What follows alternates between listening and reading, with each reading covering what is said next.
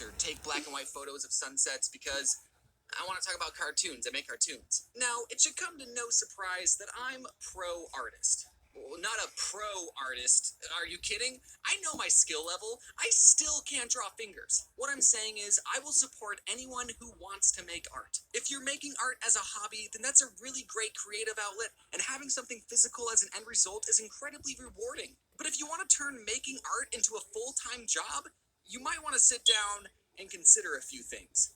Like, are you sure you don't want to go to law school? The biggest challenge all artists face is they have to eat food to survive. And in this capitalist society, food costs money. So artists are challenged to somehow take being good at making shapes and turn that into money.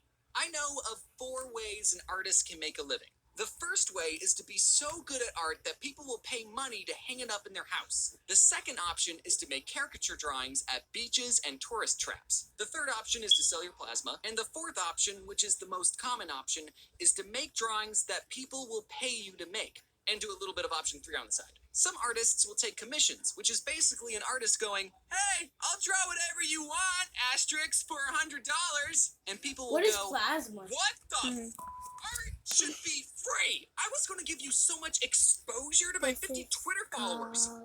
Or people will go, "I want you to draw this cute animal character I made, and while at first your price might seem a bit high to the uneducated, I understand that art is a time-consuming process and you need to eat too. So here's a crisp $100." But another somewhat more stable idea is that artists will get jobs at studios or work for a YouTuber, and we'll be like, "Hey, we'll give you money if you draw specifically what we want, and if we don't like your art, we'll make sure to communicate clearly what we would like changed and work as a team to do the best we can. Or you're fired!" And that leads us into animation. An important thing to remember for animation is that drawings equal time plus money. Exactly how much time? Well, to answer that one commenter's question, no, an anime studio does not make an episode of anime in 1 week.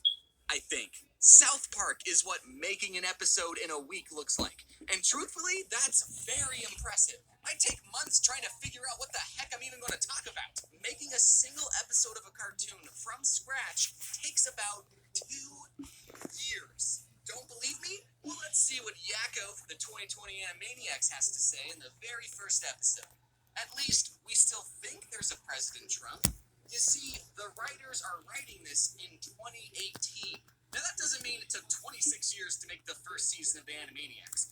There's a lot of moving parts that happen when producing an animated TV series. For starters, the whole season of the show gets made at the same time. While the writers are writing episode 12, the